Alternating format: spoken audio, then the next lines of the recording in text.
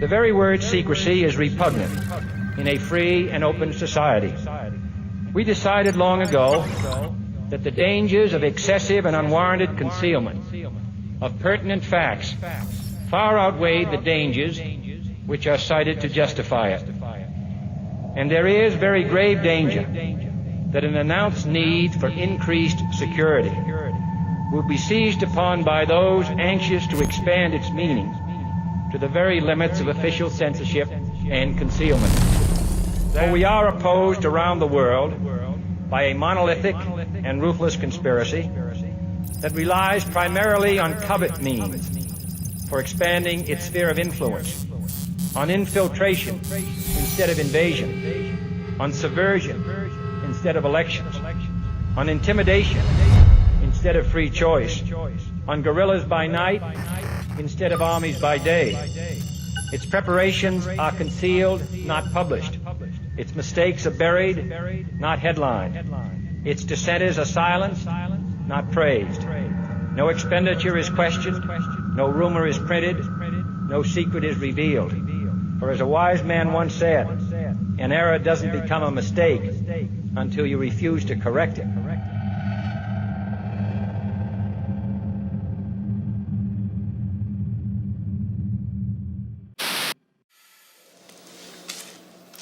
Hundreds of people in the valley say they are hearing voices in their heads. And those voices are being transmitted by microwave or other methods. Well, several viewers asked us to investigate what they call electronic harassment. KMIR 6's Angela Monroe joins us now with what she's discovered. Angela. Electronic harassment, synthetic telepathy, voice-to-skull technology. Chances are you haven't heard of these terms.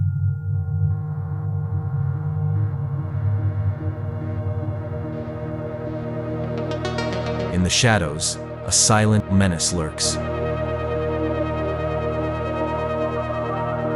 It's a weapon that most governments refuse to acknowledge exists. We are not aware of a technology that does this. We've never seen a technology anywhere in the world that does this to people. It's invisible, has been in development for decades, and it may have been used to influence you without you even knowing.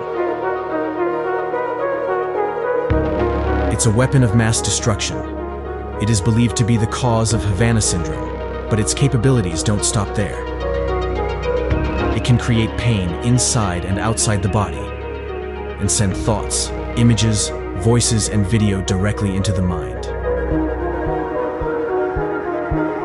It can also read your thoughts in real time, and responds to them at lightning speed.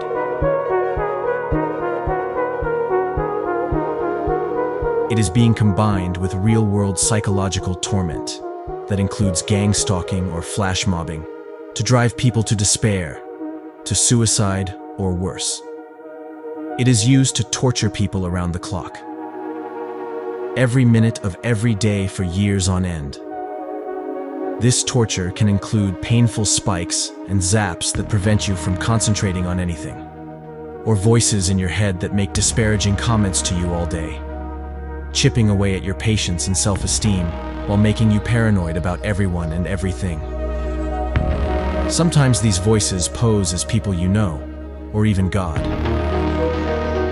If you speak about your symptoms, you're likely to end up isolated from friends and family, and often at the mercy of doctors in a mental health facility, following the typical protocols for psychosis and schizophrenia.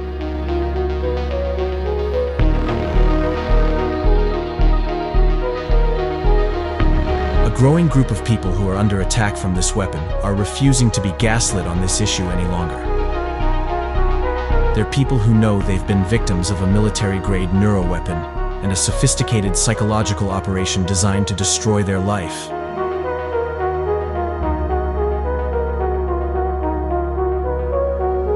In this film, we join those taking the fight to Washington, D.C., London, Ottawa, and Brussels.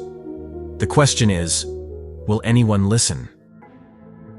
It's important that we inform the public that there is a serious problem happening with energy weapons and electromagnetic frequency and energy. At the beginning, it felt like there was somebody behind me at all times. My target had started when I went to work for the federal government. I feel like I've been enslaved by someone that I don't know or a group that I don't know that has been testing in a human experimentation manner. If they put you on this program, there's no getting away from it. I've had to kind of learn how to just wipe certain feelings.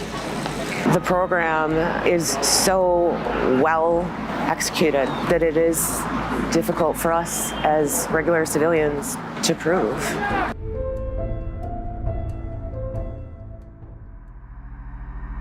The victims of these top-secret neuroweapons call themselves targeted individuals.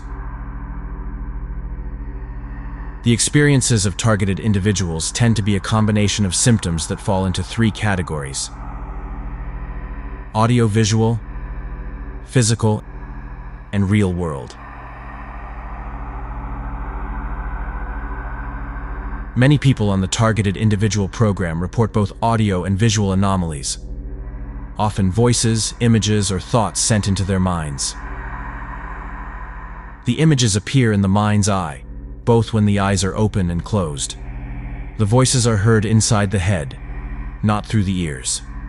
The thoughts present as your own thoughts, but often include things that seem odd, like words that aren't in your usual vocabulary. Victims report that these attacks seem to be trying to psychologically break them. The voices react to both the thoughts and the speech of the victim. In addition to voices, victims who suffer the audio effects also report hearing strange noises, tinnitus, and a debilitating pressure inside their head. These symptoms mirror what we've been told about Havana syndrome and match the capabilities of a weapon known as V2K, or the voice of God, as reported in Wired. The voices often pose as God, dead relatives, or other personas. They say things to humiliate the victim, make them paranoid, and control their behavior. This is a very debilitating technology that injects voices into your head 24 hours a day, nonstop, very harassing, threatening, condescending, just constant harassment in the worst way. I experience pretty much 24/7 V2K. I haven't had silence in around 7 years. There's nothing really said that is worth anything. It's all a lie. Anything that's ever said through V2K is not to be trusted. It's there to make my blood pressure rise, maybe even shorten my life. It was hard for me to talk to people because it was like talking to two people at once, or at least listening to two people. The chatter starts before I even wake up. That's how I wake up every morning. It forced me into suicide twice. It's clear, concise communication. This is not something abstract because I'm a social worker. I work with individuals with disabilities, and I've worked in mental health for a number of years. It's not that. It doesn't manifest or present as that. It is individuals speaking to you, taking out your credit card, get that number, you having intimacy, and they're discussing your body parts or your husband or wife's body parts. So this is an active engagement that's happening through some sort of radio frequency. I was getting these headaches, these directional sounds. It was the lyrics of the song being said out loud in like a robotic, like Alexa voice or something, and it scared me. I froze. It's always some kind of manipulative thing. They're projecting some kind of outcome they want, and their phrases revolve around that. If you're a religious person, they might try to pretend to be an angel or a demon or something, and then try to convince you to do things that you might otherwise not do. I was being sent visuals and images, sort of like an augmented reality overlay. There were visuals being sent to me while I was driving. There was a car accident. The vehicle that I was in rolled over. It started out with V2K, so I started to get dizziness, tinnitus, started to hear family members and friends' voices in my head. Felt like a radio was being tuned in around different areas of my home. It really wanted me to lash out It was almost like whispers, like they were talking about me. You're locked inside your own head. It wanted to isolate me as much as possible. I knew that it wasn't true, and so it really made me retreat into myself. I got, thank God, on the path of understanding little by little just exactly what this program is. The voices are just, for me, they were very condescending and they were very aggressive. I receive voice-to-skull transmission as soon as I wake up from 6 o'clock in the morning, when I go to shower, when I eat, when I call my mom, when I go to meeting, when I go to sleep, when I watch a movie, 24/7. It's just a game playing with my mind. They use plenty of torture technique. The most famous one is actually just starting a sentence, so my brain finish the sentence and get distracted. I hear voices. They are commenting what I am doing, what I am choosing, what I'm wearing, and my thoughts. They most of the time talk evil things to me. So they call me various names. For example, they call me fat or stupid and those kind of things. In the beginning, it was much worse because they were telling such things like, if you not do that and that, I will kill your family. So one time they tried to show in their conversations with each other that it would look like a panic attack, like that one person has a panic attack and the other one is acting like, oh, you're having a panic attack, and everything was in my head, you know what I mean? So they were making that like action, like a theater show. The V2K is incredibly torturous. You can see that V2K is a patented technology. Like in your mind, you'll be thinking, I want to do something, I want to get a shower, or I want to go to the loo, for example, and they'll create an image back, sort of to ridicule. It's a lot of ridicule and humiliation, and it really does get you down. Lately, it's been non-stop asking for money. Will you owe us some money? You know, we're going to be shutting you down soon, and when we do, we always ask for a payment. They were increasing the torture, but really increasing it. I'll wake up with full tinnitus blaring up. It's horrible. Back in the day, it was called MK Ultra. I don't know what they call it now, but they started doing V2K stuff to me, and it was making me very paranoid and stuff like that. I didn't know what was going on. Particularly in the voice-to-skull phenomenon, we get computer-generated voices, computer-generated answers, so it appears to be a human-to-human conversation in some ways, but after you read like a page of the dialogue, you realize the conversation is very awkward. If you had a difficult relationship with your father who has passed away, they'll use the voice of your father to use and harass against them. Make the person feel as though they're going crazy. This is what the people behind this program were counting on. These victims, they develop a relationship with their voices, sort of like a Stockholm syndrome, and they actually defend, no, my V2K told me this. How are you going to trust the same entity that is torturing you? Next, there's the physical attacks. Victims who suffer the physical attacks report haptic feedback on their body, and a combination of taps, spikes, shocks, and severe pain, as well as difficulty breathing and muscle spasms that target them from the moment they wake up. Some victims also display severe burns to their face or limbs. These attacks also seem to react to thought. Many believe these attacks come from directed energy weapons, with pulsed microwave frequencies being one of the speculated culprits.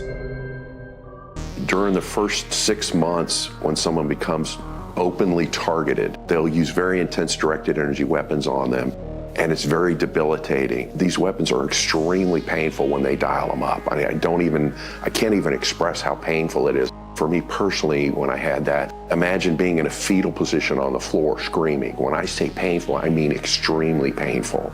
That headache, you know, it feels like someone's actually hit you on the back of the head and then that travels all around your facial bones. That was excruciating. It went on for 15 hours one day. I'm not joking, it was unbearable. I find myself being hit by DEWs, which are direct energy weapons, which are painful. And I have those inside my home, I have them outside my home in my car. one night, it was like a red hot poker going into each ear, both at the one. You know, and it was. I thought I was going to die. I didn't know what was happening. I get harassed with direct energy weapons. My attacks are so severe that I get pains everywhere in my body, and I cannot do any. I cannot function. Direct energy weapons to me to wake me up. Sometimes feeling the heart racing. I get attacked in the head, the eyes, the private area. This morning I was woken up at 2:30 with an electric shock. I go for 5 days of no sleep sometimes. They forced me over in the shower and broke my wrist. That was like an electric shock that pushes you over. My heart they attack my head all the time, my eye part. They typically go for like my breathing and all. An area or a side of my chest is pushing in or just staying still and not expanding with air. I've been burnt radiologically using directed microwave beams with directed energy weapons several times. I've been to hospital twice with burns. In addition to these invisible attacks, targeted individuals complain of real-world persecution. This can include a campaign of stalking, harassment, street theater, and break-ins, designed to be very obvious to the target, but seem crazy to anyone they tell. The gang stalking can target the victim every time they leave their house, with what seems like multiple people involved. It often includes some kind of trigger device, multiple people wearing the same color or holding their phone towards the target as though they are filming. With the street theater, people will approach victims in the street to say trigger words about things they have merely thought about, or to cause a scene in a crowded place.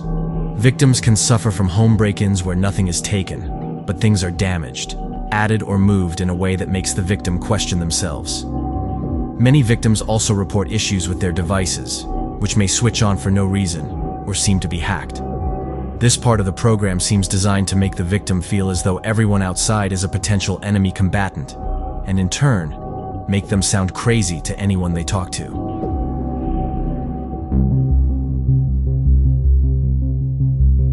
This is blatant, where people are following you, threatening you, intimidating you. I notice people were stalking, they will do funny activities around me. I will go out and they will aim the camera and the camera will be following me around. I'm on year 3 of just being gang stalked on foot. I've been dealing with a lot of the flash mobbing, the gang stalking. I get followed. I get surveilled all the time. It started for me with the surveillance. That's what I noticed. I didn't know anything really about this program, but I started with the internet searching. And that's when I started learning about gang stalking. My targeting started back in November 2023. That's when my gang stalking escalated. Counterintelligence surveillance techniques. The surveillance breakdown techniques are clearly floating box style surveillance and overt surveillance, where they want people completely aware that they're being watched 24/7, following and tagging and tracing people at all hours of the night, all hours of the day, wherever they go. I have some information I have to share, and I'm putting my life in danger by doing it. I don't feel good about this. I feel guilty as hell. This is why I'm sharing it. But there's a 3-letter agency. The letters are I, A, and C. I'm sure you can do the math on that. And I'm sure you've heard the term G-stalked or getting followed. I get paid $10,000 a month by that organization to follow people. All I have to do is follow one person a day, make sure they see me, take a video, send it in. I have a tracking app on my phone. I can see at least 100 people a day, and I get to pick who I follow. All I have to do is make sure they see me and send in the video, that's it. Just doing some creepy shit. Share this, like this, send it to your homies. If you called someone crazy for getting G-stalked, sorry dude, it's real.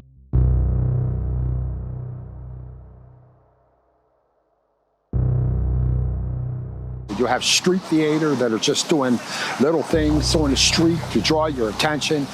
When I said my prayers, I was saying certain things. And then I'd have a person repeat exactly what I was saying in my prayers that were personal to me. It was inside my head. So I made an Amazon purchase and I couldn't decide if I wanted the pink or the green one. And I walked by and someone told me to get the green one. And I thought, well, how Who are you? I would also find my car constantly vandalized way often than it should have, like maybe once a month. My glass was scratched deeply, my tables, my wood chairs were gouged, and it's a constant daily thing with daily home enterings in my home. It'll be things that are meant to make me doubt my reality. I mean, it really just puts you in a state to where you're just constantly questioning everything, and you really don't look at things the same. You really can't trust anybody. It gives you trust issues, and you don't trust anybody. You sometimes think that everybody's up against you, but it's not like that. The main goal of all three categories is to make the victim acutely aware that their thoughts are being monitored remotely. The voices react to thoughts, the electronic harassment reacts to thoughts, and the gang stalkers often seem to be waiting for victims at their destination. This leads many victims to believe that they have been implanted or had nanotechnology set upon them without their knowledge and against their will. But some victims believe this is all being done wirelessly. If so, that begs the question, can they already read everybody's mind with this technology?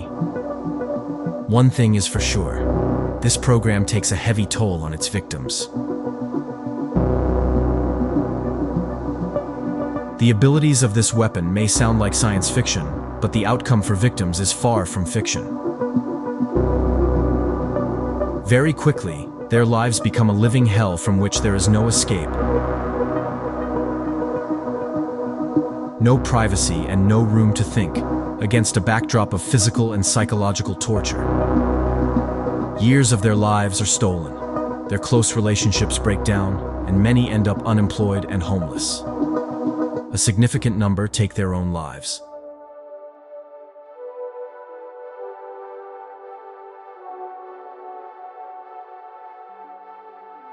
I believe this is a full spectrum attack on my life, the assaults, the mind games, basically to drive me onto the street, if you will, to ruin you as a person, to make you question your own sanity, because everyone will tell you that this is not happening to you when in fact you know. During the first year is kind of a critical period for most TIs. Around 14% of our membership has been homeless at some time during the last 12 months. Compare that with the national average. The statistics are dramatic when you look at the effect on people's lives. I did lose my job. I did have to sell my house. I did have to move in with family because I don't feel safe living alone. It's just been kind of homelessness since my last employment. So you're homeless now? Yeah. 2 years ago, I had a great job. I had a great home, family, and all that. I'm currently homeless now because of the situation. And this is what they seem to want, is to put you in a position where you're powerless and... Yeah. Yep, that's exactly what they want. I lost my car, I lost my job, and I lost my house all at once. It put me straight to homelessness. So right now I'm homeless. In the beginning, it almost destroyed my relationship with my family. So I told my family members, talked it through with them. They were very uncomfortable with it. I was as well. Family, it's very hard with family, you know. Some believe and some don't. And friends as well. So that's, you know, you feel very, very low when people don't believe you. My friends are not talking to me. My family doubt me. Nobody believes me. All they say is that you need help. You need help. Go and get psychiatric help. The first night I went in, you know, they say, tell me what's going on. And so I told them. He was like, yeah, hallucinating, you know, and that very night they started to medicate me.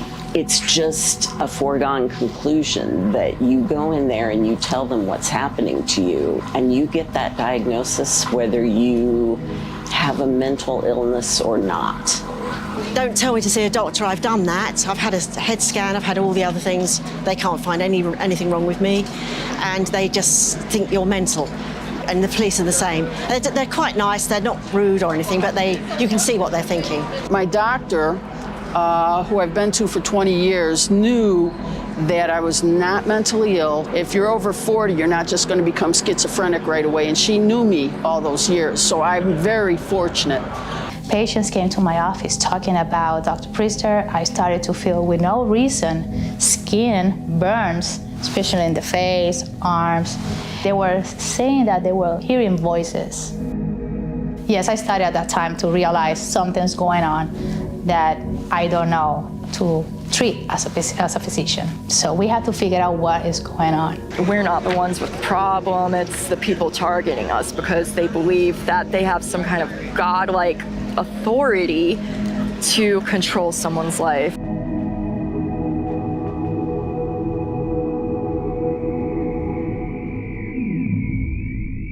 It just messes up your entire life. My entire life is like I can't have a life, you know? And it's been going on since 20 years. Hasn't stopped. No break. No day off. No day off. They don't take a day off. I've had this now for 12 years, and it's all pretty much the same as when it started. I've really never had a break. The day that it started, it never quit. It's destroyed my life. It's difficult to find joy. Until you've been in this position, you really don't understand what it is and how it destroys your life in every way possible. It was only through the grace of God that helped me not, take my own life. But it took me many, many years. It's 7 years of harassment, electronic harassment. It took me 5 years to find out what was happening. You get the knowledge is the most important. Getting the knowledge and learning about the technology and the torture technique they use. I mean, I called MI6 or something, I mean, crazy, but they just said, they weren't nasty, they just said, try and get some proof if you can. And it is hard. You can't see it. You can feel it, my God, you can feel it. During the first year is a period that, unfortunately, we see many of the suicides. We live in a very dark place. They want you to be miserable. They want you to feel hopeless. They want you to feel sad, and they want you to commit suicide. If you commit suicide, you let them win. Just a summary, what's it done to your life? Destroyed it. It's disturbing to think that there are people that are committing suicide over this.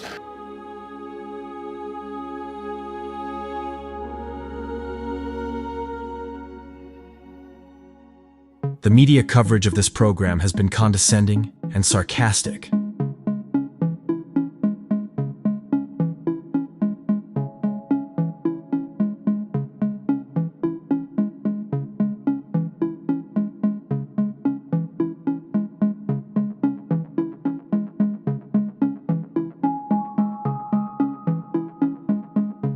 Some publications have even tried to normalize hearing voices.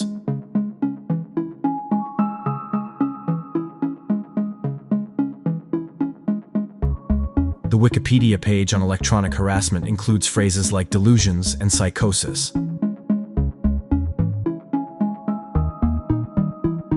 This ridicule is despite some of the symptoms matching those of Havana syndrome, the mystery illness that's also referred to as anomalous health incidents.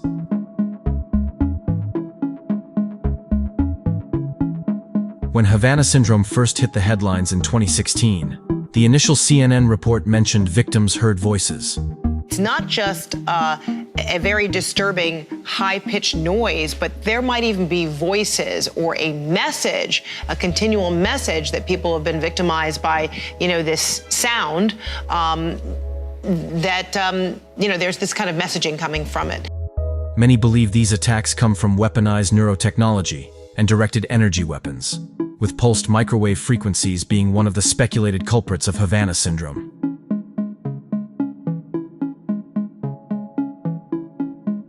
The NBC News investigation, Fighting an Invisible Enemy, The Voices of Havana Syndrome, came to the same conclusion. The committee felt that these acute symptoms were more consistent with a directed radiofrequency energy attack and explored possible related mechanisms. We looked at 4 possible mechanisms, but came up with one that we thought was most plausible, and that was pulsed microwave energy. The National Academy of Sciences report was really helpful in saying, yes, it's our belief that these are directed energy attacks, that they are real, and that they were perpetrated by somebody, a state that has this kind of technology. The idea of neuroweapons, non-lethal directed frequencies designed to impact cognition, isn't new. Can microwaves also allow our thoughts to be read, as simply as picking up a cell phone signal? Or is there a covert plan to chip the population underway?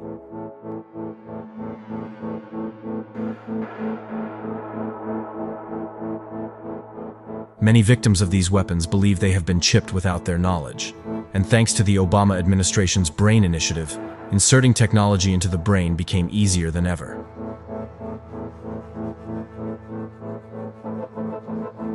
In 2022, the U.S. Department of Advanced Research Projects Agency, or DARPA, concluded work on its N-Cubed program. N-Cubed sought to create non-surgical nanotechnology capable of entering the body through the mouth, nose, or by injection, and once inside, migrating to the brain where they become sensors and transmitters. It's reported that its capabilities include a form of mind control. In 2009, Hollywood producer Aaron Russo, famous for his film Trading Places, made an extraordinary claim. I met Rockefeller through a female attorney I knew who called me up one day and said, one of the Rockefellers would like to meet you. And I met him and I liked him. And he was a very, very smart man. I used to say to him, you have all the money in the world you need. You have all the power you need. What's the point? You know, what's the end goal? And he said the end goal is to get everybody chipped, to control the whole society, to have the bankers, the elite people, you know, the bankers and some governor controlling the world.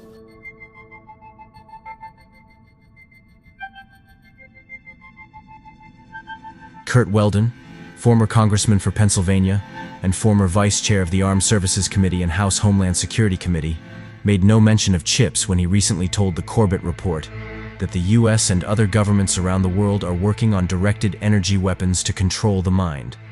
The U.S. and other countries are now using directed energy weapons, not just to take apart material things, but to affect the human brain.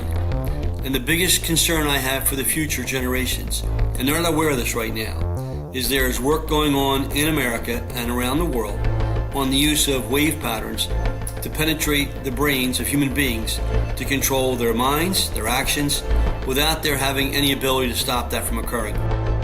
An NTD report out of Asia also highlighted recent comments from China's Xinhua, who reported that the Chinese Communist Party are investing heavily in mind control technology, and that there was no need for a subject to be chipped to achieve this. The CCP hasn't hidden its intention to weaponize mind control. Regime media mouthpiece Xinhua reprinted an article earlier last year speaking highly of the technology's military and wartime value. The article says the purpose of mind control weapons is not the destruction of an enemy's flesh, but of his will.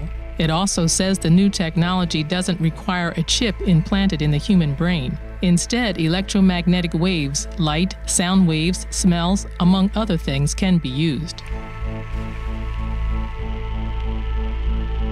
Prominent neuroscientist and Georgetown University professor Dr. James Giordano confirmed to us that directed energies are increasingly being harnessed to impact the brain. If you're looking at things like directable energies, whether it's sonic energy, infrasound, or ultrasound, rapidly pulsed microwaves, well, these things, number one, are directable. Number two, they can be used with relative clandestine, if not covert, capability. In 2012, various news outlets reported that Russia was working on a mind control zombie gun that would be ready within a decade. Previously, in 2001, President Putin had made it illegal in Russia to employ electromagnetic, infrasound, and other psychotronic weapons. In 1994, it was widely reported that the FBI was considering using a Russian-made mind control machine on the religious sect, the Branch Davidians. And in 2007, Wired reported that the U.S. Department of Homeland Security had hired a Moscow-based mind control lab for use of its software, which can reportedly read the subconscious mind and alter behavior.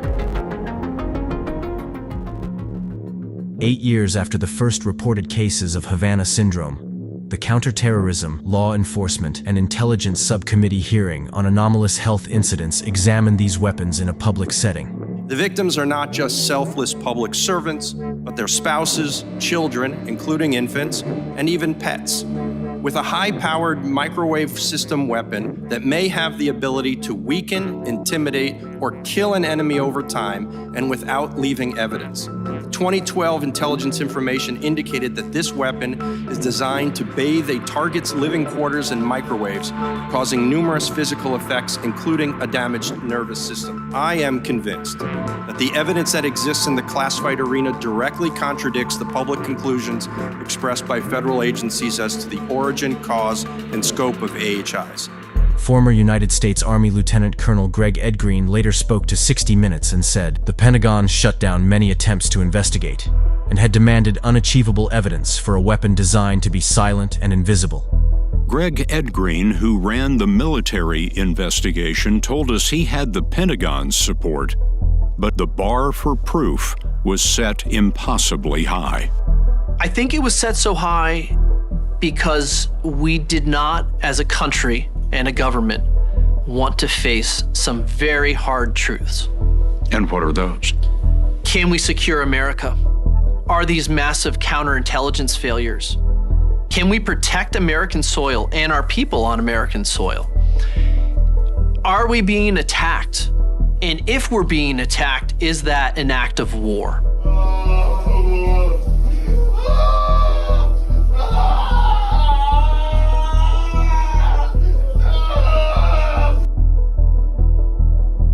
These aren't the first high-profile people to speak out.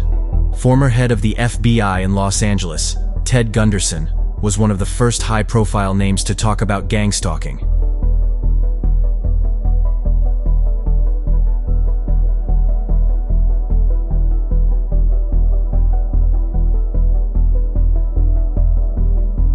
Mike Beck, a former NSA spy, is sure his Parkinson's disease was caused by electronic harassment. WikiLeaks founder Julian Assange was reported to be hearing voices while in a British prison.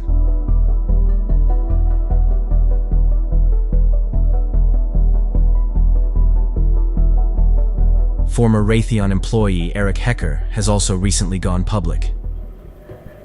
I spent a year at the South Pole Station from November of 2010 to November of 2011. And it was in that experience that I came across what I now know to be directed energy weapons systems operating under the false pretense of scientific experiments. I suffer the symptoms of what are commonly referred to on the Havana Syndrome symptoms list. It's logical and reasonable to consider that, these corporations, there's nothing that prohibits them from having higher technology that they're not putting to market. Many thousands of people worldwide are suffering from the same set of symptoms. They get ridiculed by the media, ignored by the government, and are having their mental health weaponized against them. There's one organization fighting to change that.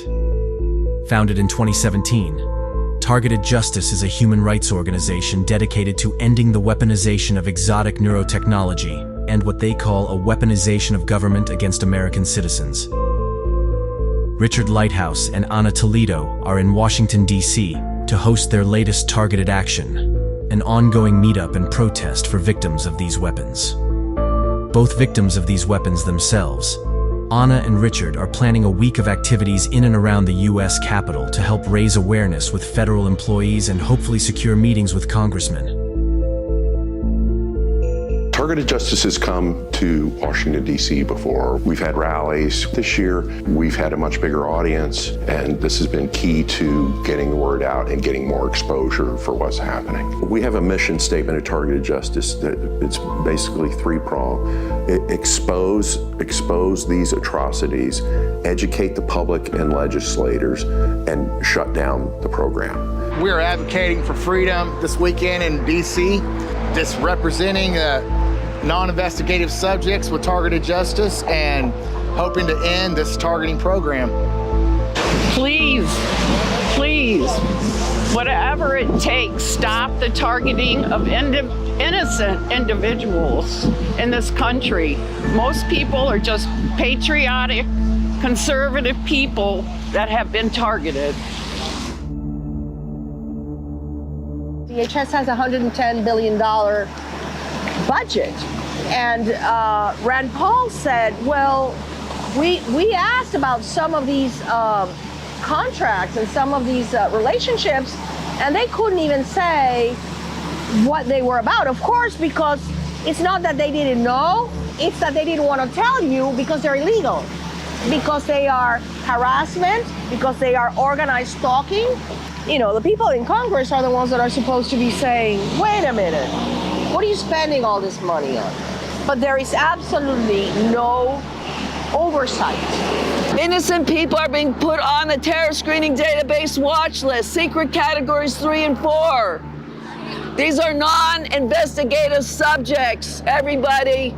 That means they're not criminals, they're innocent people. Many people are being microwaved. Little children are being microwaved. People are dying from these directed energy weapon attacks being perpetrated against them. And it's real, and it's happening. And people need to wake up.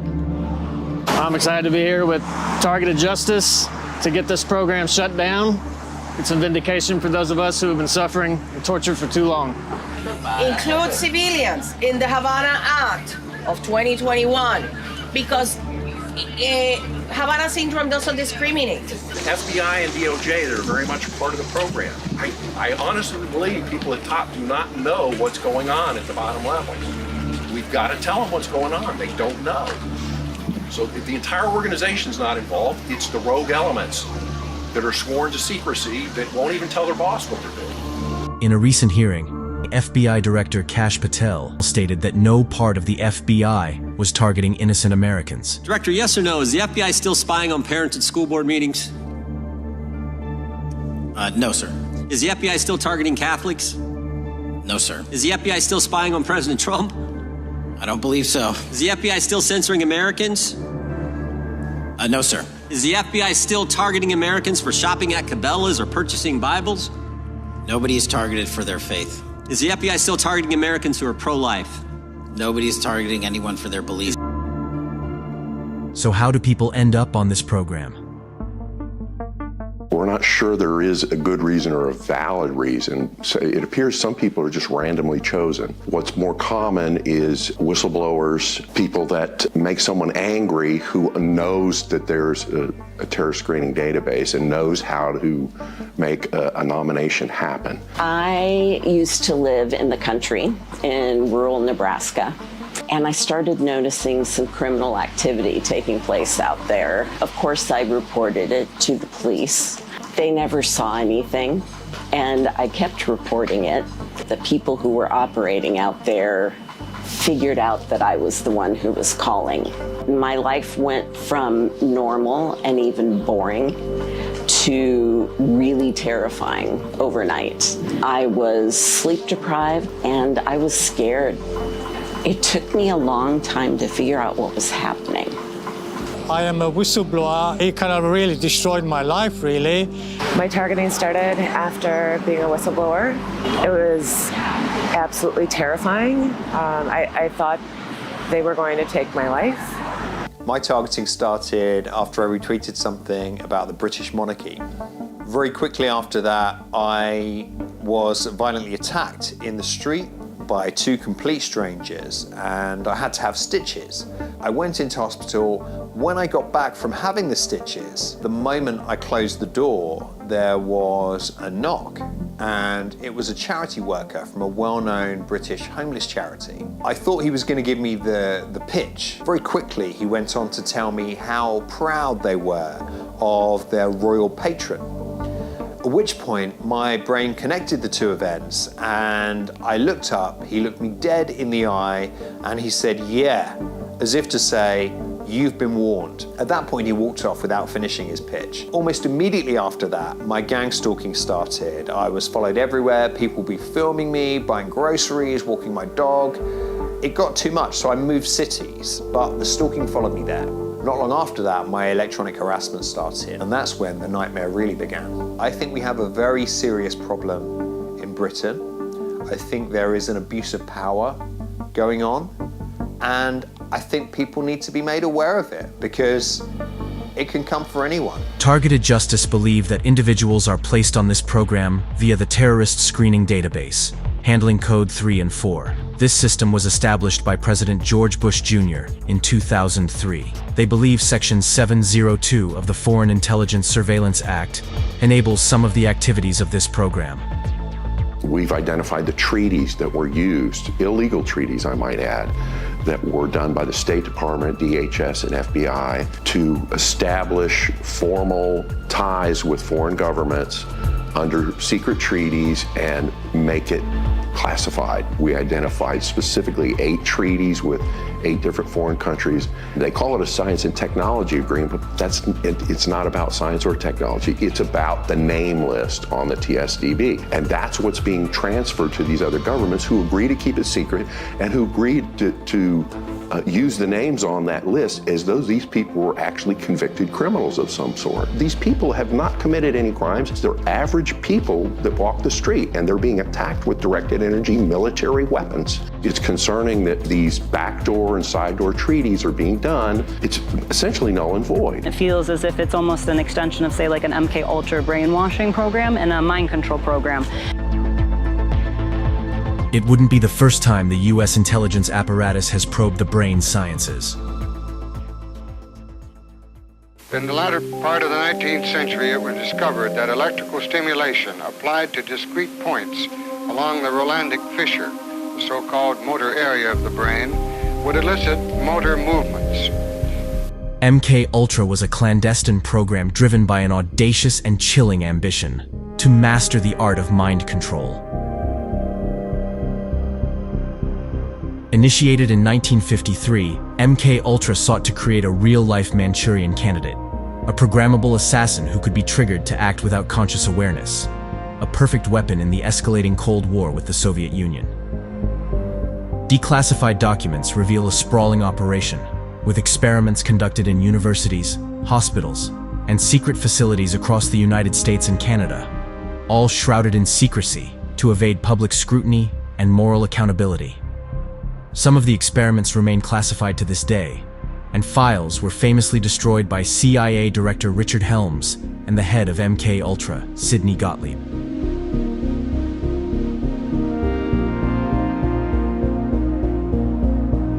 I absolutely believe that there are connections to this type of nefarious activity with things like MK Ultra. It's certainly been a part of my experience and stuff that I'm trying to, again, decipher. It goes on and on and on with different types of experiments that they're trying on different people to see what causes the most trauma. At the heart of MK Ultra's most harrowing experiments stood Dr. Ewan Cameron, a renowned Scottish psychiatrist whose work at McGill University's Allen Memorial Institute in Montreal became a cornerstone of the CIA's mind control pursuits. He was a covert operative for the CIA and conducted some horrific experiments on his patients. Funded covertly by the agency, Cameron developed a technique called psychic driving, a method aimed at erasing and reprogramming the human mind.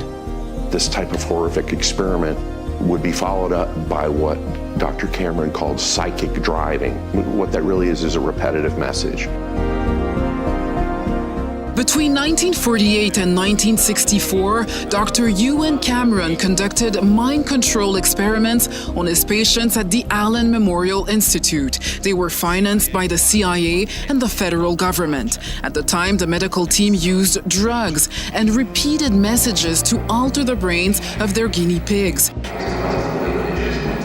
Messages like, "You're lovable," or "You're selfish," could be repeated up to 500,000 times, according to the court's decision. They also used electroshocks as what's known as a de-patterning treatment. Cameron subjected patients, many seeking treatment for minor issues like anxiety or depression, to extreme regimens of sensory overload and psychological manipulation. His experiments involved administering electroconvulsive therapy, often while patients were strapped into beds, subjected to endless loops of recorded messages designed to overwrite their thoughts and identities. The electroshock treatment was designed to push the victims into a chaotic state, with Cameron writing that disorganization accumulates with ECT, that is, the more one is shocked, the more disorganized one becomes. One woman said she had no recollection of 26 years of her life after receiving Cameron's questionable electroshock treatment. The tapes, played for hours or even days, were intended to implant new behaviors or beliefs, aligning with MK Ultra's goal of creating a programmable human, akin to a Manchurian candidate. Dr. Cameron once bragged that he could turn anyone into a serial killer through this process. Cameron's Scottish heritage led many to ask whether Britain, too, was involved in mind control experimentation. When MK Ultra's secrets unraveled in the 1970s, Cameron's experiments became a stark symbol of the program's reckless disregard for human dignity. Around the same time as MK Ultra, the US Embassy in Moscow was being bombarded with microwaves in an incident that came to be known as the Moscow Signal. The Russians weren't the only ones experimenting with directed energy. World-renowned Yale neuroscientist José Delgado carried out various frequency experiments on monkeys. He also believed mind control was the next logical step in human evolution. Recently released CIA documents refer to the feasibility of remote control of animals, and that special investigations will be conducted toward the application of selected elements of these techniques to man. Elsewhere, American neuroscientist Alan Frey discovered the microwave auditory effect, the ability to beam voices into someone's head wirelessly with microwave pulses.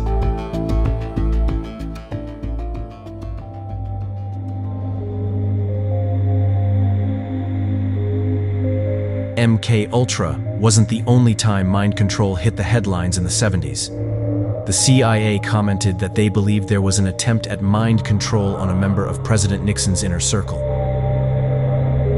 Many believe MK Ultra never ended and continued under a new name, in what we would refer to today as an unacknowledged special access program. But what would be the purpose of such a program? Declassified documents reveal that part of their agenda was to create subjects that would have an uncontrollable impulse to, quote, commit a nuisance. Another document revealed their desire to activate human behavior by remote means. Many would speculate these statements were coded language for mind-controlled killer. The quest for a Manchurian candidate would embody MK Ultra's most sinister fantasy, a human stripped of free will and transformed into a puppet of the state. In one leaked document, a questionable researcher working for the CIA wrote to them stating that his research had come as far as it could without killing his subjects. Reportedly, the CIA wrote back to ask what it would take for the researcher to continue despite the risks, at which point, the morbidly eager researcher replied they would do the experiments for free. There was even some speculation that MK Ultra played a part in the assassination of Robert Kennedy. At the time, the killer, Sirhan Sirhan, said he had no recollection of the incident and asked to be taken back to the scene of the murder to jog his memory. There has also been a lot of speculation that Charles Manson was part of the MK Ultra program, given that Manson reportedly met with his parole officer in the very building where MK Ultra's lead psychiatrist experimented. Manson was really into mind control. Well, you're suggesting Manson was a puppet. I'm suggesting that's a possibility, yeah. He was being used by the state. And then you have that whole COINTELPRO chaos, MK Ultra angle to it.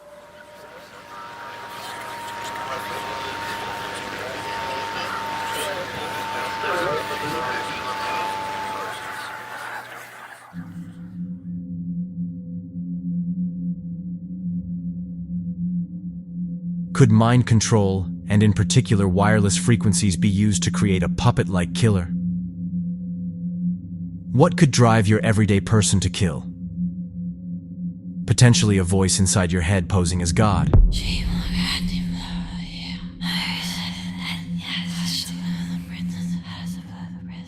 We know, after all, that weapons that can beam voices into the mind wirelessly exist and are unironically called voice of God weapons. Wired has published several articles on voice-to-skull technology, also reporting the U.S. Army pulled down the site detailing the capabilities of these weapons. There have been many mass murders where the perpetrators have said they heard voices. Of course, these killers are written off as schizophrenic. But what if there's more to it? In 2003, in a small Texas town, Deanna Laney, a deeply religious mother, tragically took the lives of 2 of her young sons and gravely injured another, believing she was following the voice of God.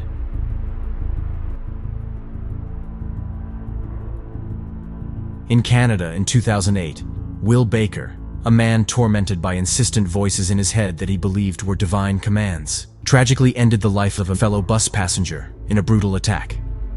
Baker later claimed that his voices had told him he was the 3rd chapter of the Bible, and he was to guard Earth against an alien attack. In the secure confines of the Washington Navy Yard in southeast Washington, D.C., troubled IT contractor Aaron Alexis, tormented by insidious voices he believed were emanating from extremely low-frequency government mind control devices, tragically ended the lives of 12 innocent civilians and wounded 3 others in a chaotic rampage before being fatally shot by responding police. The Navy Yard shooting, the warning signs were there. ABC News has learned that shooter Aaron Alexis was kicked out of Navy housing just weeks before his rampage because he was raving about voices in his head. Law enforcement sources tell ABC News Aaron Alexis abruptly left a Newport, Rhode Island Navy barracks after constantly complaining that noises were coming out of his linen closet. During roughly the same time frame, Newport Naval Station police were warned by local authorities that Alexis was hearing voices and feared he was under constant surveillance by shadowy figures. As disclosed by the FBI at the time, Alexis had engraved my ELF weapon on his gun, and they had retrieved writings where Alexis said an ultra-low frequency attack is what I have been subjected to for the past 3 months. And to be honest, it is what's driven me to this. In the town of Colchester in England, troubled teenager James Fairweather, haunted by commanding voices, tragically ended the lives of 2 vulnerable strangers in brutal stabbings in March and June 2014. He told police his voices were demanding a human sacrifice and were laughing as he was carrying out the 2 murders. And I saw him. It was laying on the grass. Like that. It was like just fast asleep. Was where he was drunk. Went up to him. Stood over like that. And that. So I stabbed him first there. And I've done it a few times. While I was doing that, my voices were laughing and laughing and laughing louder and louder. So my voices were talking to me. You need to make a sacrifice, or we're going to come and get you. You need to do it. In January 2017, at an airport in Florida, troubled Iraq War veteran Esteban Santiago, tormented by relentless voices in his head urging him to commit acts of violence, tragically ended the lives of 5 innocent travelers and wounded 6 others in a sudden rampage.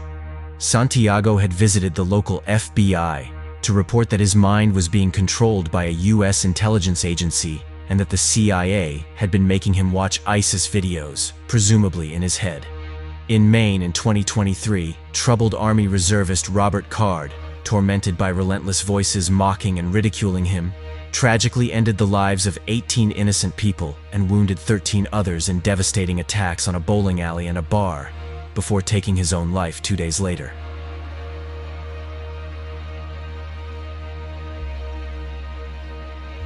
Federal police are still on a manhunt for the man accused of shooting and killing 18 people at a Maine bowling alley and bar on Wednesday night. A sister-in-law to the suspect, 40-year-old Robert Card, confirmed to the Wall Street Journal that he received 2 weeks of inpatient psychiatric treatment over this past summer as he was hearing voices.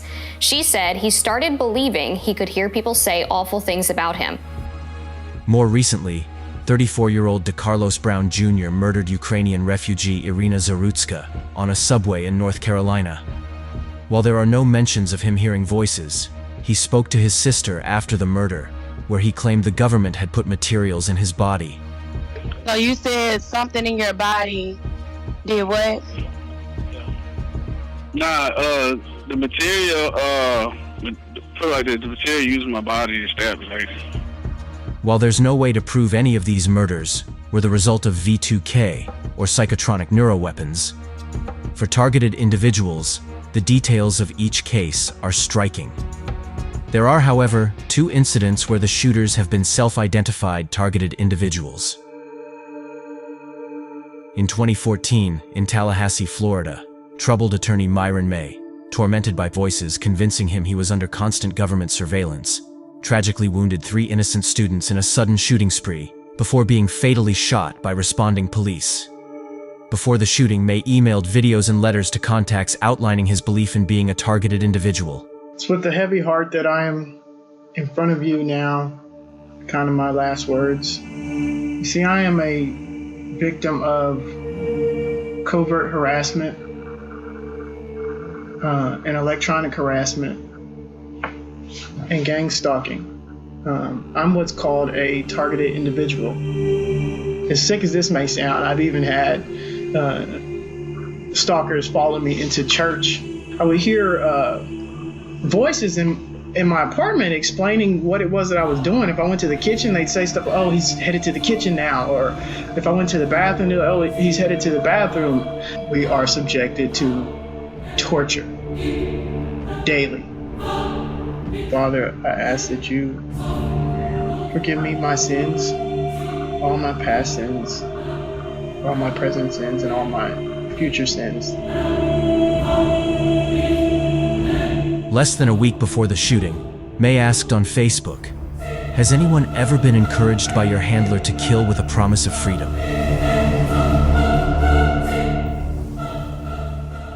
In August 2022, in the Ohio suburbs, Stephen Marlowe, tormented by merciless voices in his head, tragically ended the lives of 4 innocent people in a devastating shooting spree, before fleeing and publishing a pre-recorded video on social media, explaining his motives as being a counterattack against mind control.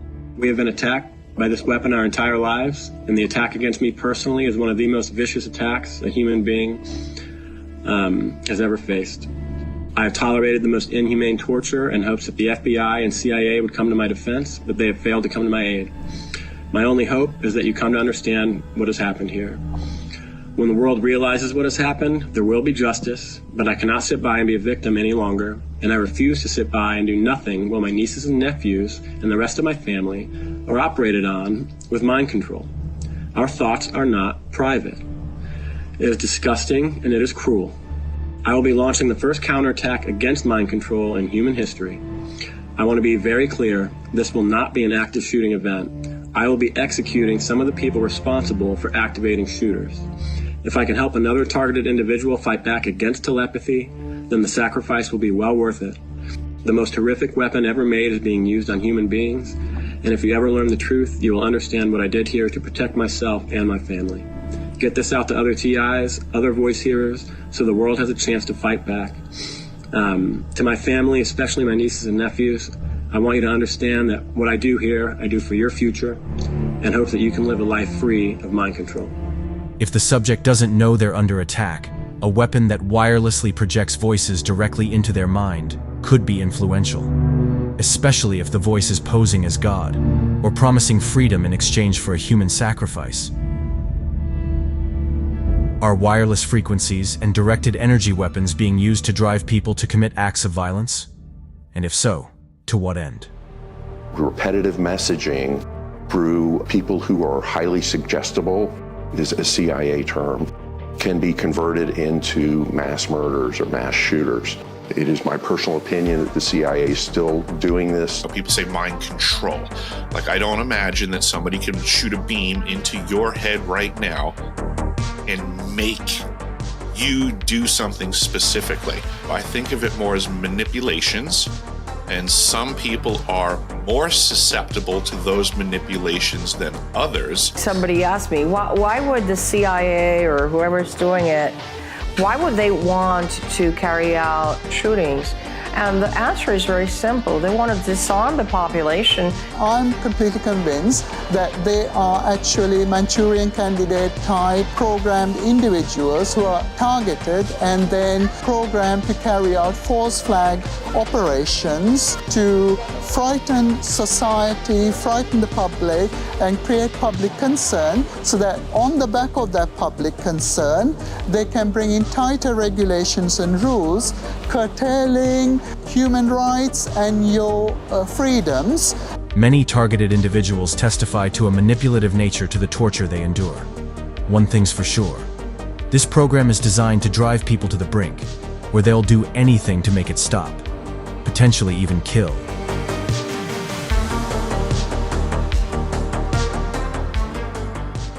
Murder isn't the only dark side to the targeting phenomenon. For many targeted individuals, especially the women, there seems to be a sexual component to this program. Haptic feedback, vibrations and pain delivered to their most intimate areas in a way that seems to want to humiliate them. Some TIs report seductive or taunting voices in their head at the same time as sexual assaults are taking place. A Washington Post article about the issue states, others report the attacks in the form of sexual stimulation, including one TI who claims he dropped out of the seminary after constant sexual stimulation by directed energy weapons. There seems to be a predatory element. There are some other things that have happened to me in terms of being a woman that I won't mention here, but there are attacks and assaults in a very intimate way and place. Sexual aspect, electronic rape. It's just somebody is touching you. Somebody is touching you and doing sexual acts, but there's nobody there. If I look at somebody like a man or something, then they'll start touching me. Just over the last year, it's gotten really much darker with sexual assaults and then not being able to find the perpetrator or the people assaulting me.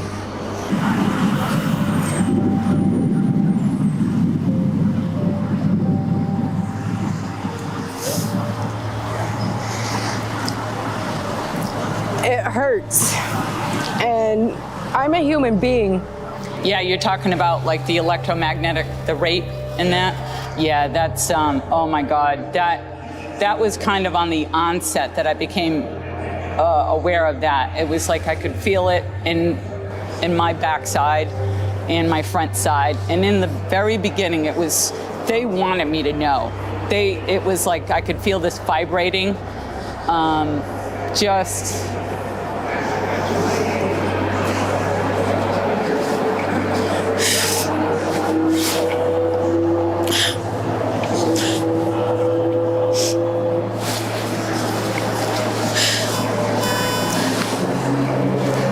Powerlessness, sheer powerlessness over somebody, even though they're not putting their hand, they're putting the weapon on you and there's nothing you can do. And that's an awful feeling. It's usually combined with a very cruel microwave auditory effect, voices in their heads telling her, we're not raping you, we're just stimulating you. And that has got to be the most disgusting, wicked, evil, satanic thing I have ever heard. Worryingly, a growing number of people are contacting TI support organizations to report that their children seem to be displaying signs of these weapons. Often, the parents are victims themselves, making the torture a generational thing. A significant number of members, many single mothers and small children, minor children as young as 3 years old, are being targeted and harassed, particularly with voice to skull, V2K. The sickness that someone would torture a small child is beyond belief. We have confirmed that these kids are in fact receiving directed energy weapons and voice to skull. It's a very disturbing development for us. With children, they'll use their mother's voice. The parent has to tell the child, watch my lips. If you didn't see me say it to you, that wasn't me.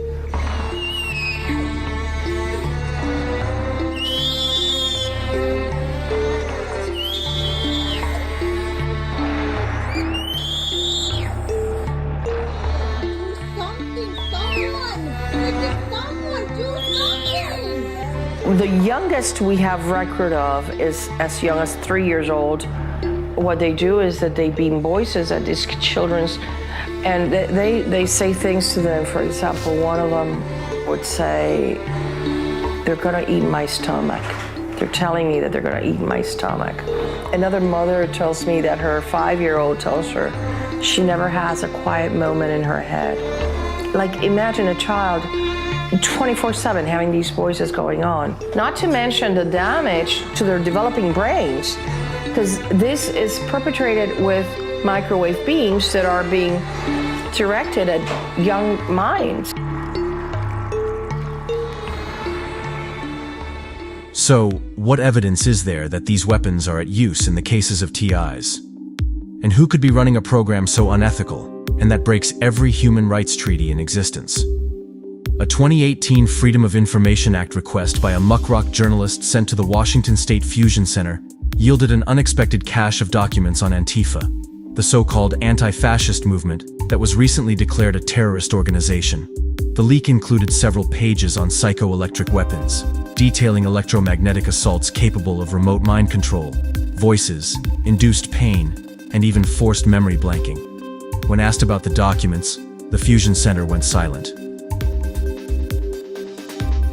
There have been attempts to legislate against the use of neuroweapons in the United States. In 2001, Democrat and former presidential candidate Dennis Kucinich tabled an amendment to the Space Preservation Act bill to include bans on psychotronic, electromagnetic, and ultra-low frequency weapons. His amendments were removed prior to the bill's passing, after Kucinich was ridiculed in the media.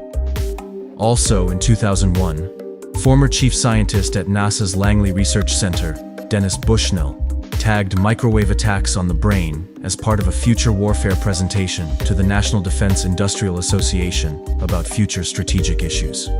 In the presentation, he stated that work is exceedingly sensitive and unlikely to be reported in any unclassified documents. Does that mean that these projects are out of the purview of the President of the United States?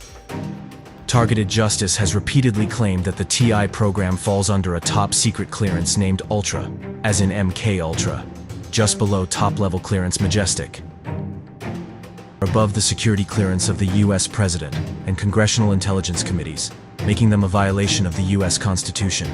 This security clearance system was allegedly set up by Vice President Nelson Rockefeller in the 1970s. One of the first people to make headlines about the targeting program is Harlan Gerard. His experience as a victim of these weapons was featured in a TV documentary and a lengthy article in the Washington Post. We're aware of the use of the Vercator weapons, which we've identified as being particularly painful. This is U.S. patent number 4345220. So they had a global system via satellites that was partially operational by 1984. We know that because there's a gentleman named Harlan Gerard that described in detail and proved it with documents that were filed in lawsuits a few years later. Gerard says he's been targeted by the government since the 1980s, ever since he spoke against George H.W. Bush. Well, that's why they told me they come into my life. Gerard's investigation took him to Washington. He found documents proving that government researchers experimented with mind control. And their tools included microwaves. It's someone using a process called synthetic telepathy, which has been patented by the Air Force. The Air Force Research Laboratory did get a patent. A patent for using microwaves to send words into people's heads. Police reports, FBI reports that they were in fact experiencing satellite attacks in 1984 and 1985. Keep in mind, this was before there was cell tower networks, before there were cell phones.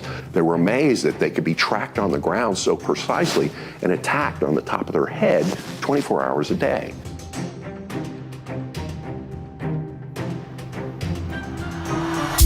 Many victims of this program try to find ways to shield themselves from attacks, especially at night. It's a painstaking and often expensive pursuit that sees them having to purchase Faraday or metal-lined items, which often have little to no impact. You have to put on your armor, not just the armor of God to face the world every day, but for sleeping, since you are stagnant for so long, that's when you really need to protect yourself, protect your heart, protect your head. With all these contraptions, you pretty much have to wear an armor. It is exhausting. I don't have a lot of money, but I would try things like Kevlar, like the shielding that you would use for EMF. Nothing I've gotten has provided 100% protection, but it did provide some. I would just kind of sleep with the pillow between my legs, maybe the shielding over me as well, head protection with the EMF. I cover my legs with a kind of metal dustbin, really, to help me. I must look like a nutcase at night, but lucky enough, nobody sees me. I try all sorts of tactics to stop it, and that's how I can try to lead a normal life.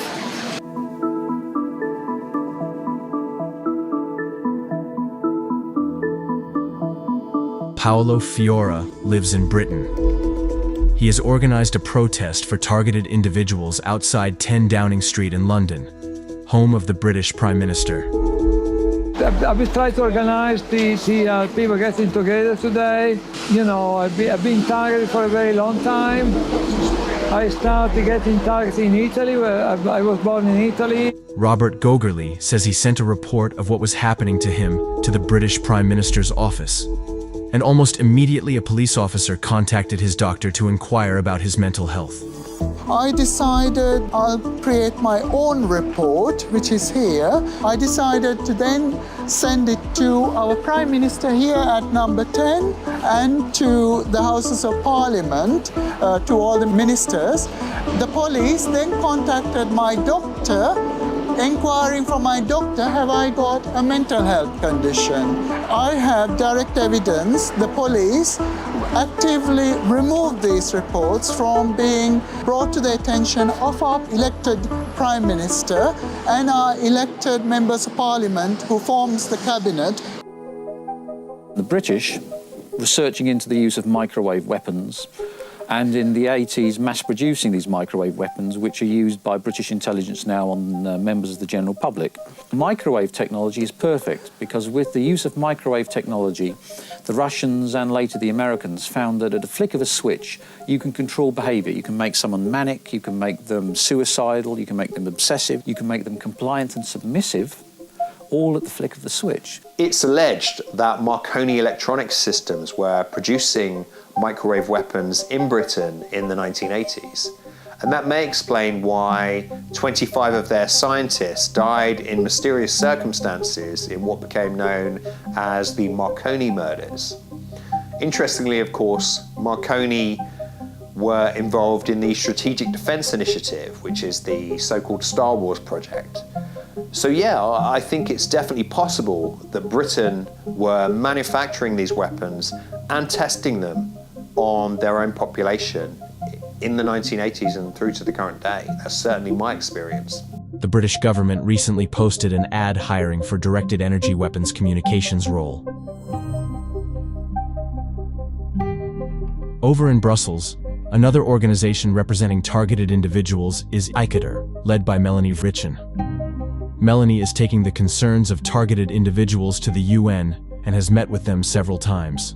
Our collaboration with the UN has intensified, and we had various meetings with them. So it's an independent body of experts that will judge our case. And what we were discussing is how we can make the committee understand that what targeted individuals are living is really a disability. There are certainly people in the UN that consider this as a really grave crime and would like it to get much more attention than it has. I honestly had the impression that it's almost the first time that they heard about these crimes. It is our duty, I think, as citizens, that there is this democratic oversight that is created. It is the state or these states are responsible, are either unwilling or unable, as it seems, to protect their citizens. Then the state is liable. with victims gathering around the globe, uniting their forces to educate the public and to raise awareness for this very, very grave problem. I believe it's one of the most serious crimes that has happened since World War II. Rest assured that we will do anything that is in our power to stop these programs, and we will succeed. In Canada, Galina Cardina has been organizing protests and pushing for awareness at the Canadian Parliament. I have run an organization of victims of psychotronic weapons since 2009. I met a leader of the Liberal Party in Canada, Mr. Michael Ignatieff. We submitted a petition against misuse of psychotronic mind control weapons to Member of Parliament, Mr. John McKay. On the 23rd of November 2011, the petition was presented, tabled, in the House of Commons in Ottawa. Its number was 411-0188. More than 1,000 signatures for the petition were collected by our Organization of Victims of Psychotronic Mind Control Weapons in Canada. The answer of the Canadian government was: the Canadian government takes note of the petitioner's concerns. However, the government has no information on any such activities.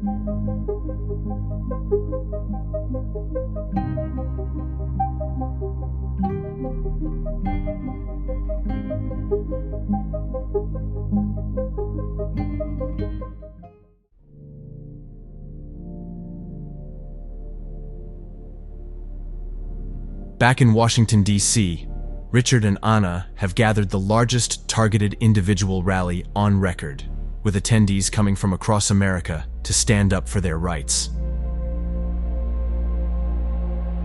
Anna and some of the rally attendees have managed to secure a meeting with a representative of U.S. Senator Jerry Moran. The meeting goes well, but the senator's representative says little.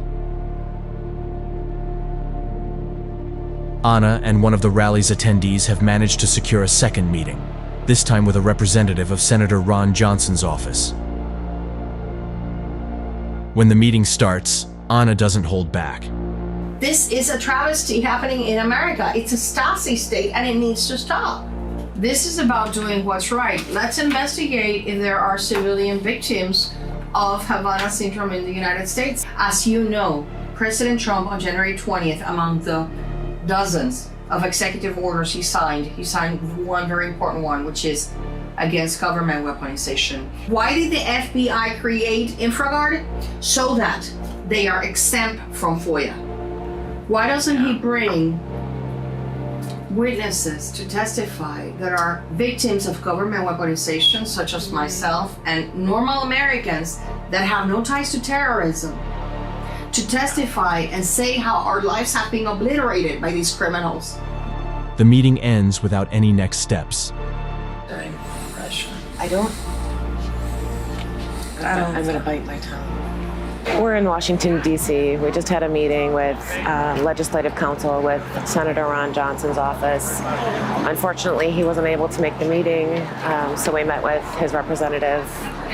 We discussed all the topics of targeted justice. Unfortunately, I don't know whether or not she took us serious, whether or not she's going to give that information to Senator Ron Johnson. We're here to document that we did give her all of the information she needed. It is so frustrating that as an American citizen with genuine concerns and complaints for redress, they will not open the doors for you.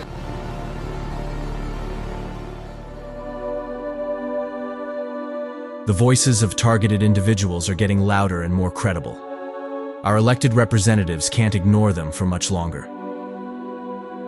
This program is designed to subjugate and control, and it can target anyone, anywhere, anytime. Its tactics are sinister. Its motives are unknown. How many people have been through the mental health system or committed suicide due to this program? Can anyone be turned into a killer with enough torment?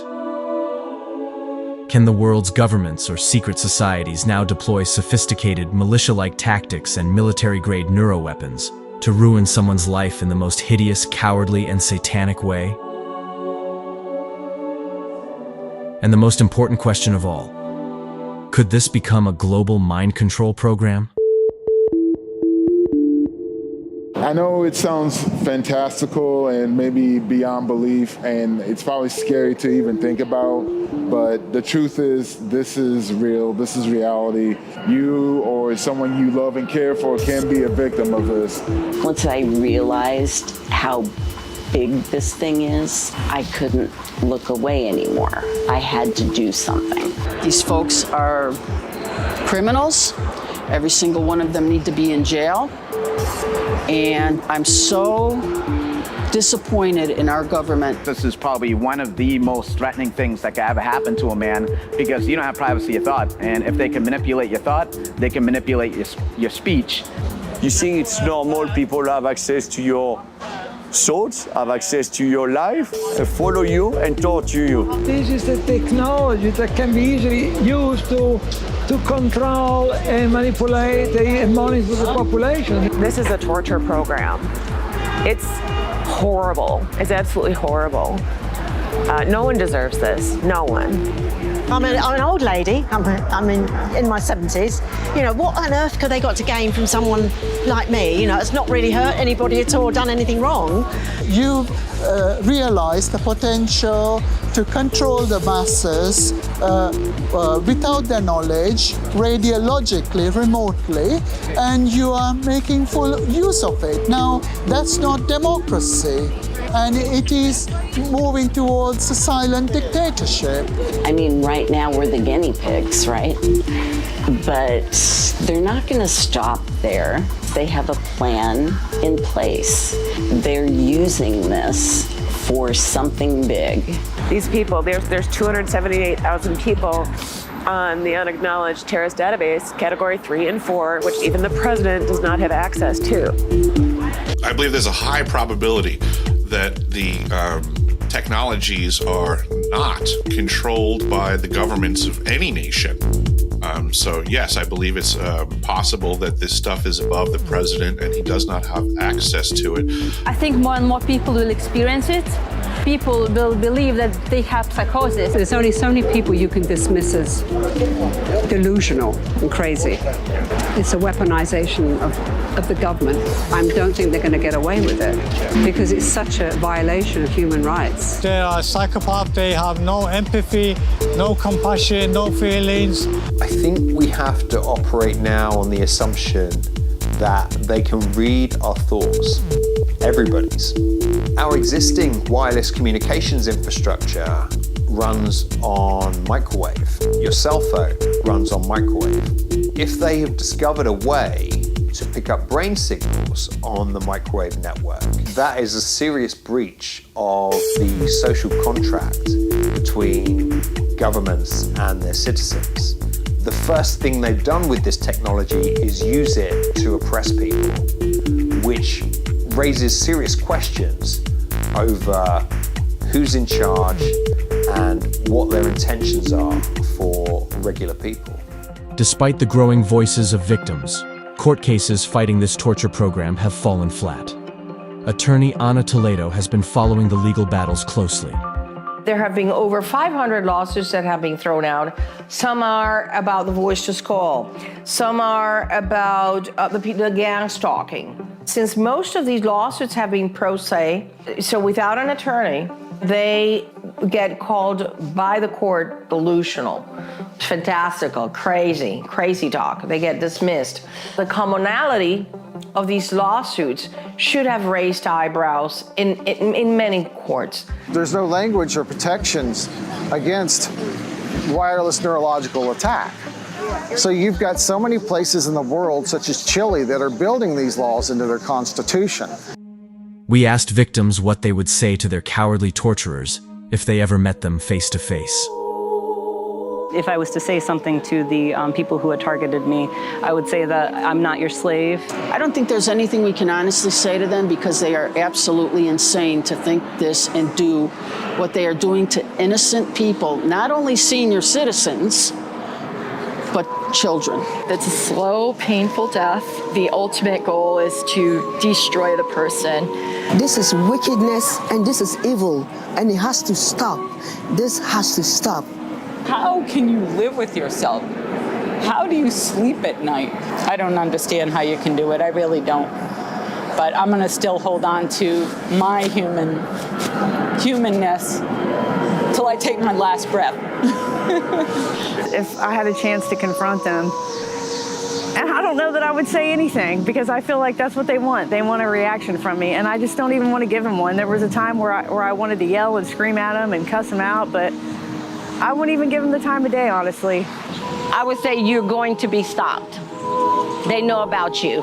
I know we have these capabilities, but to use them against our citizens is treason, and it won't be tolerated. I hope you can find God. I don't know what provoked you to do this kind of thing to other human beings. I hope you live a very long life knowing just exactly what kind of stain you put on your soul. If you could sit in front of the people who are doing this to you, what would you say to them?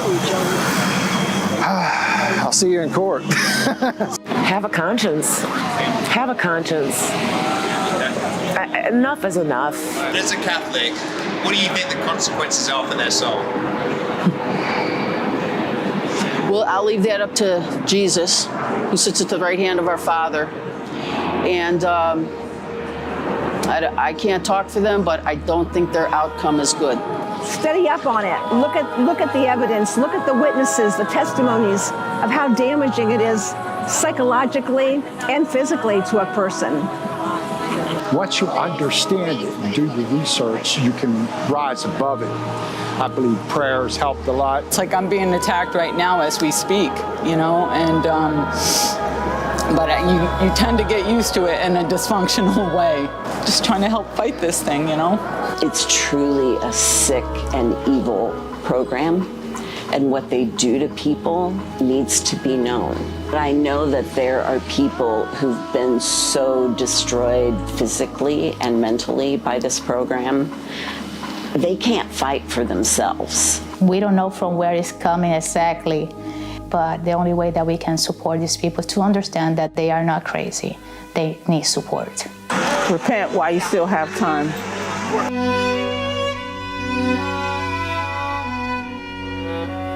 Despite the dark shadow that looms over them and the lack of help from elected representatives, many targets are hopeful that the tide is beginning to turn.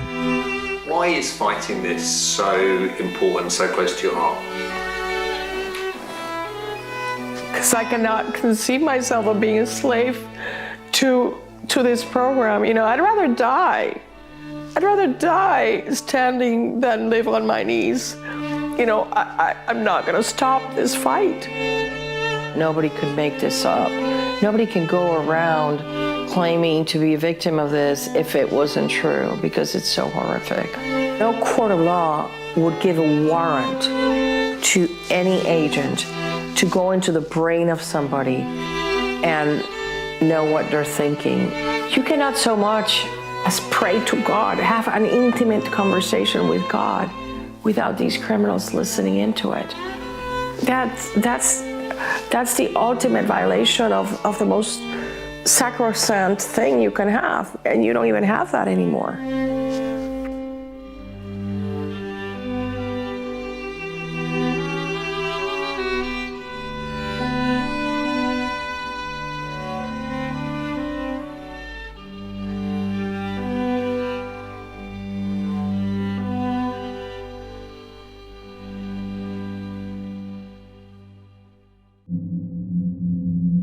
For their final stop of the week, Anna and Targeted Justice are headed to the White House to stage a flash protest in front of the iconic lawn.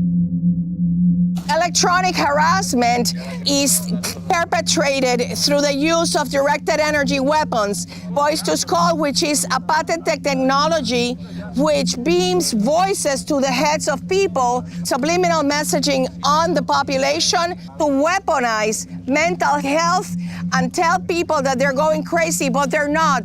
They denounced a crime, they denounced a drug operation in their building, and all of a sudden they got the voices. Why? Because the FBI placed them on this horrific list to condemn them to a life of second-class citizenship.